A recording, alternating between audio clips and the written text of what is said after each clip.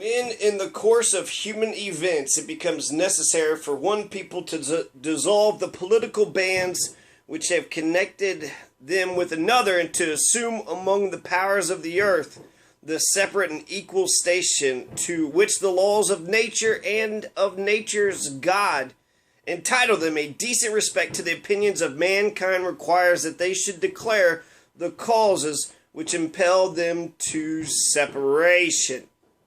On 4th of July 2017, I want to go over the Declaration of Independence. There's a lot of good points and then there's some bad points. So the idea, the revolutionary spirit, the idea of being independent, of, severing the bonds of the colonial power, Great Britain, I think that's a good thing. So this definitely is a war for independence. Now, whether it's a revolutionary war, I don't know. I'm definitely agree with it being a war for independence. And I think that there is a revolutionary quality to that.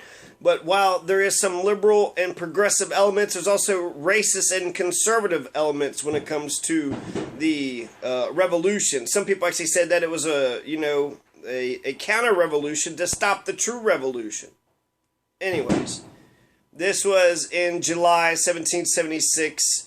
This is the Continental Congress, which was being presided by the President, John Hancock. You had the Committee of Five, who actually drafted this declaration, which was John Adams of Massachusetts, Benjamin Franklin of Pennsylvania, Thomas Jefferson of Virginia, Robert R. Livingston of New York, and Roger Sherman of Connecticut. And those are the five. And of course, Robert R. Livingston and Roger Sherman were the ones who wrote most of the Declaration of Independence. That's not true.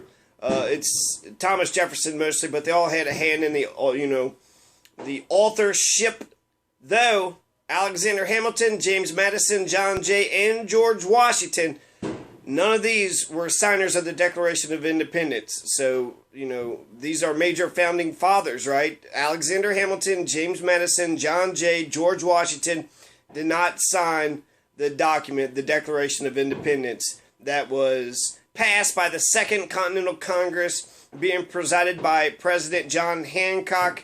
You had Sam and John Adams there, so Samuel Adams was there too, Sam Huntington, and then Caesar Rodney, and Benjamin Franklin, which he was part of the Committee of Five. So so that's just a little bit of background. So we hold these truths to be self-evident, that all men are created equal, that they are endowed by their Creator with certain unalienable rights, that among these are life, liberty, and the pursuit of happiness, that to secure these rights, governments are instituted among men, deriving their just powers from the consent of the governed, that whenever any form of government becomes destructive of these ends, it is the right of the people to alter or to abolish it, and to institute new government, laying its foundations on such principles and organizing its power in such form as to them shall seem most likely to affect their safety and happiness. So they're saying the just powers come from the consent of the governed. So therefore we need elections, and then once the people vote for the leaders, then the leaders can start oppressing, but only from the consent of the government. And then it says that whenever government becomes destructive of these ends, because the rights of all people, of all men and women, all humans, right? But this is the important part about the American Revolution. It was only white, propertied men. So most whites didn't get the right to vote. Most, none of the women, none of the blacks, none of the Native Americans, and most of the white males didn't get the right to vote. So consent of which governed? What governed are you talking about? Most people didn't even get the right to vote after the Constitution was eventually established a lot later. The Constitution is going to be established in 1787, and this is 1776, so this is 11 years before the Constitution. So we hold these truths to be self-evident. All men are created equal. That's one of the most powerful lines in this document. All men are created equal, unless you're black, unless you're Native American, unless you don't own property. Now, there was some language that people would say we got to protect property, we got to protect men of property, and that's what they were saying. When they said protect property, they were talking about the property class. So, And then they also said that the unalienable rights, so these are rights that are just agreed upon all across the board: life, liberty, and the pursuit of happiness, which those last two are basically the same thing, but you're guaranteed life, like having health insurance, right? You're guaranteed to have health insurance. And liberty, you have a right to be free and then to pursue your own happiness, which is the same thing as liberty. And so that in order to protect these rights, that's why government is being established. But since the government isn't protecting life, liberty, and the pursuit of happiness, well, it's time to alter or abolish it. It is the right of the people to alter or abolish it when it becomes destructive of the protection of their life, liberty, and the pursuit of happiness.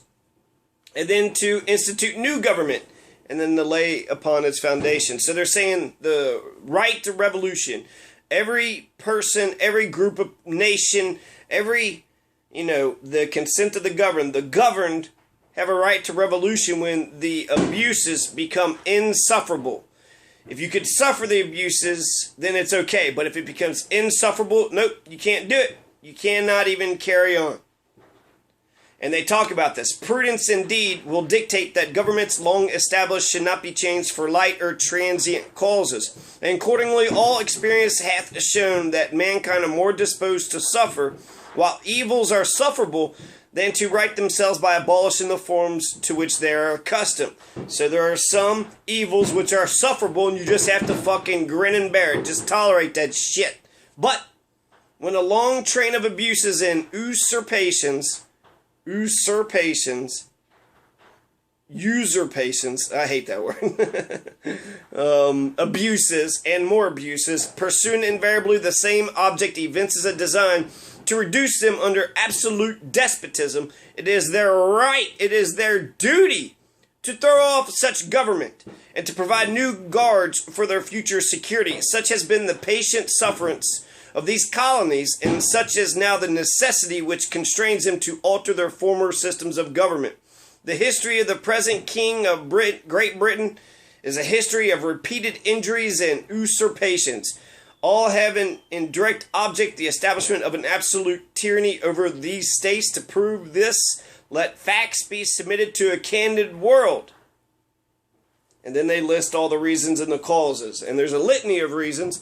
And I want to actually talk about them because there's a lot of smart stuff there. In fact, while there's some things about the Declaration of Independence I disagree with, I think that most Americans could benefit from actually reading this document, for which all these fireworks are going off all throughout the night. This is the document. This is the reason why we are celebrating this day. Okay? So, to protest against an absolute tyranny, a groundswell of Americanism, to protest absolute tyranny. So, now, Trump, he had said that the Constitution was archaic, which, that makes sense. Tyrants never like to be bound up by laws. And that's one of the actual quotes, that the king did not agree to the assent of law, so he doesn't believe in the rule of law. So there's some parallels that are happening right now. Now, I'm going to make two separate videos, but I want to mention these 2 points real fast. They say that all men are created equal, but then later on they talk about merciless Indian savages. And they're complaining about Great Britain, King George III, and it says that he excites domestic insurrections against us and has endeavored to bring on the inhabitants of our frontiers the merciless Indian savages whose known rule of warfare is an undistinguished destruction of all ages, sexes, and conditions. So, 2 important things there. Excited domestic insurrections. Are they Thomas Jefferson and the Committee of Five and the Second Continental Congress? Are they all agreeing essentially that the domestic insurrections, that the Native Americans are the domestic insurrections, they are there to begin with? Or are they talking about slavery? Because there was, you had Lord Dunmore, who said, emancipated the slaves. He tried to emancipate all the slaves in order to win over Virginia, when Patrick Henry and company threw Lord Dunmore, the governor of Virginia, the royal governor of Virginia, out on his ass. And so he had filed the Emancipation Proclamation. He had tried to liberate the slaves in order to fight against the Patrick Henrys of the world. And so that's what I think they're talking about, the domestic insurrections among us, but also Native Americans, since they specifically mention Native Americans. Nowhere is slavery or blacks or Negroes even mentioned in this document. And that goes to a second point. But it talks about the merciless Indian savages at the frontier. So they're talking about the ones that the British are financing and pushing, so the Indian savages are attacking the Americans. So he's saying that they're doing it intentionally. They've endeavored to bring on the inhabitants of our frontiers. So basically, while they're bitching about King George III, they're saying, fuck these Indians. Fuck these Indians. They're not even paying them any account whatsoever, these damned Indian savages. And there are some natives, the Oneida and the Tuscarora, who were allies to the American cause. So it's hypocritical, right? All men are created equal except for them damn merciless Indian savages. All men are created equal except for them goddamn slaves. And so that's the other thing I want to mention, which I'll make another video for, but there was an anti-slavery paragraph that was deleted from the text of the Declaration of Independence because South Carolina and Georgia want to keep slavery. Now we want to keep our slavery. Now let's not put that paragraph in there. And it's a little bit more complicated, but it had strong language that suggested that slavery was barbaric and horrible. But then it would say that, well, first you forced slavery upon us, and then once we had slavery foisted upon us, then you tried to excite them to insurrect against us. You know, so you forced slavery upon us, and then you tried to rectify one wrong by, you know, telling the enslaved to attack the enslaver when they were doing. So anyways, they cut out a paragraph that was against slavery, and then they had also cut out another paragraph about being insulting to the people of Great Britain, and then the merciless savages. So there's racism against Native Americans, and then there's the slavery question, which is usually the question for all these, you know, early pioneer American historical figures. All right. So some of the complaints that were listed in the Declaration of Independence against King George III. It says, he, and all these he's are King George III. He has affected to render the military independent of and superior to the civil power. So you're supposed to have civilians are over the military, but they're saying that King George has rendered the military independent of and then superior to civil power. So therefore the military is not being constrained at all. This is ironic because that's exactly what POTUS is doing right now. Give all power to the general, decentralize the military, unleash fascism all across the world. In the 900 military bases in 150 countries, there's 20 to 30 shadow wars being conducted in Africa right now.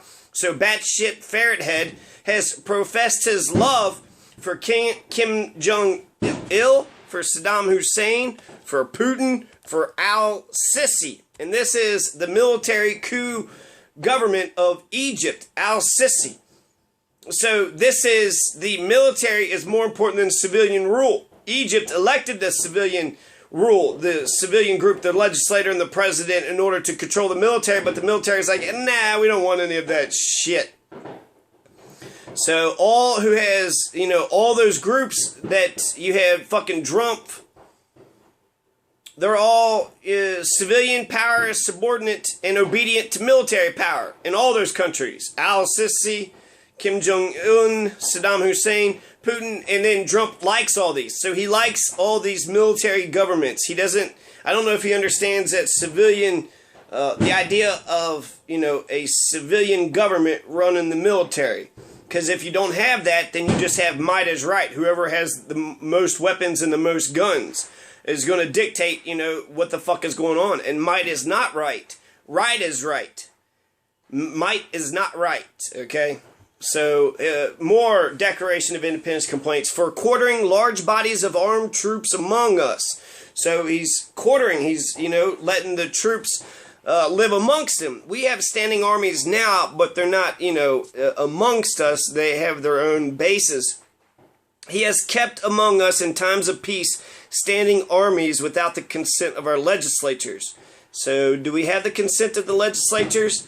The whole thing was to avoid standing armies, because once you have a standing army, what else are they going to do? They're going to go do something, right?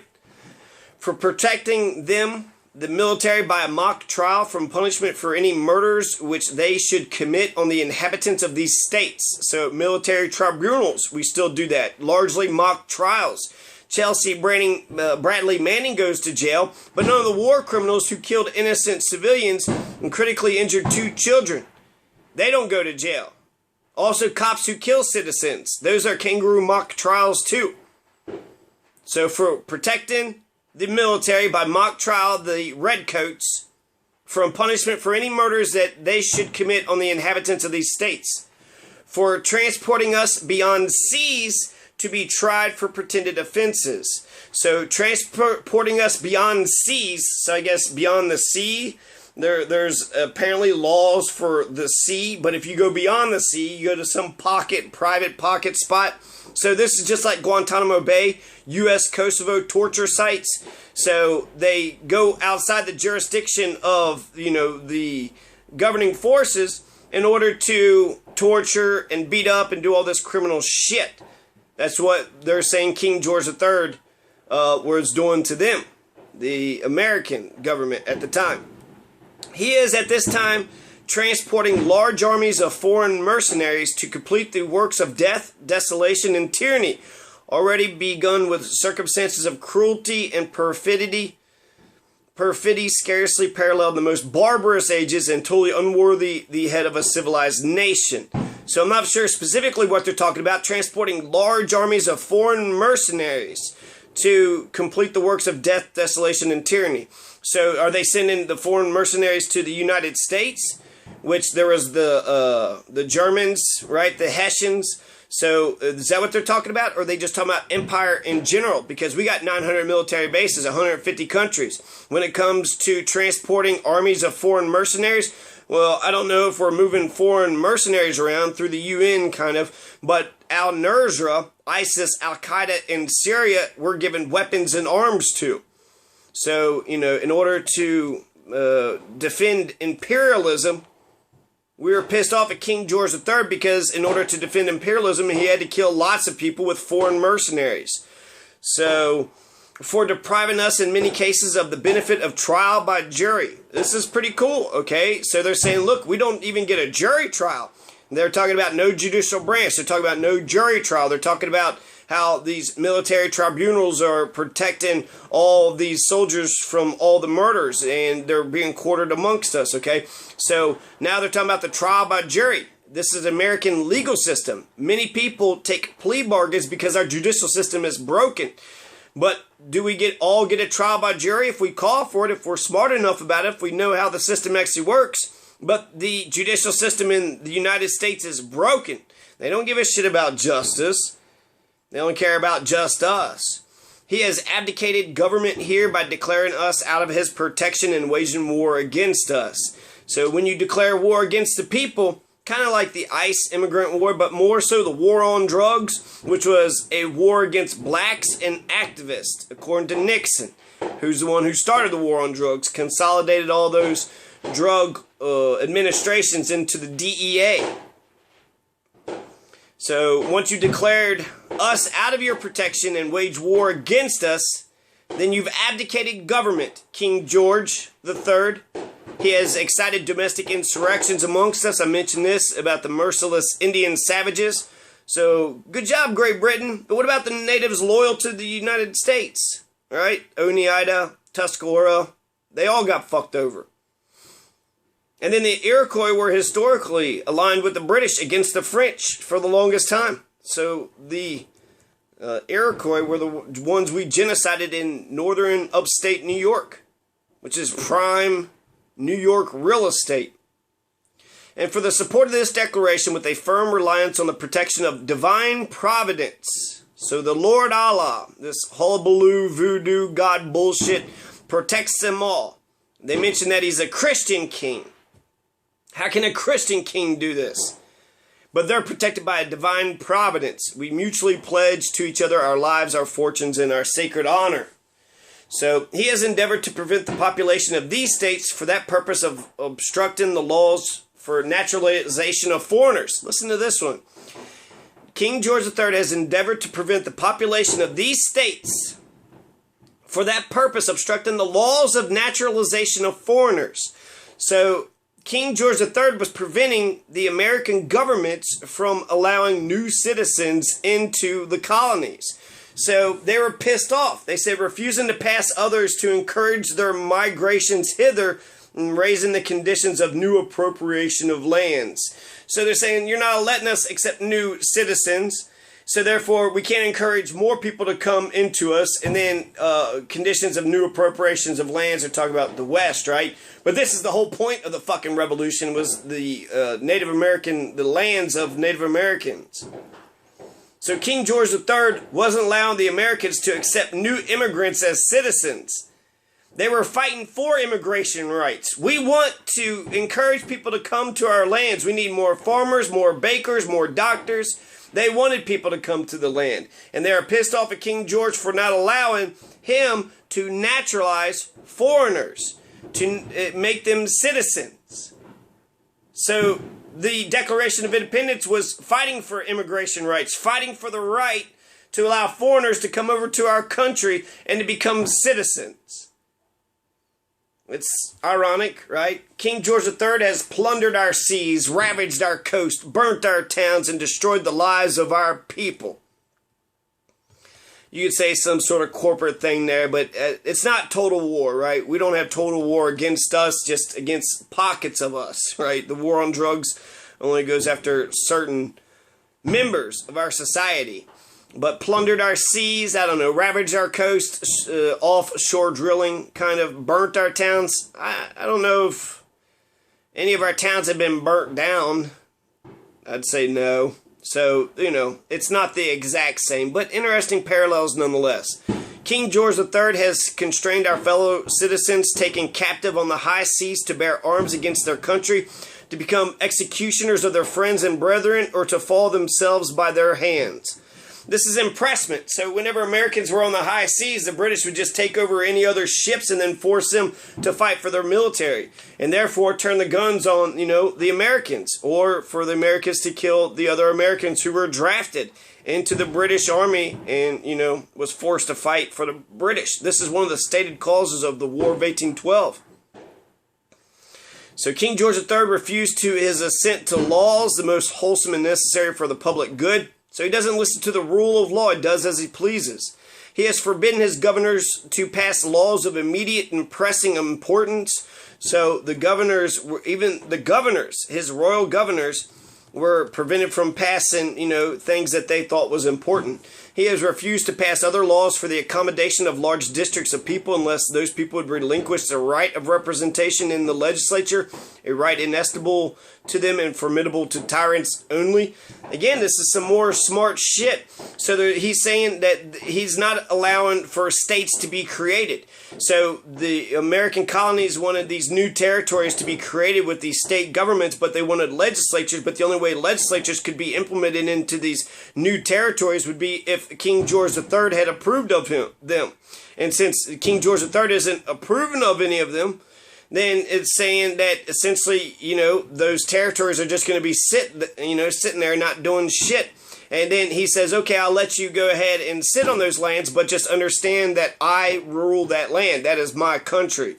Okay, so don't even think about, ruling over Kentucky or any of the other new states after the 13 original colonies.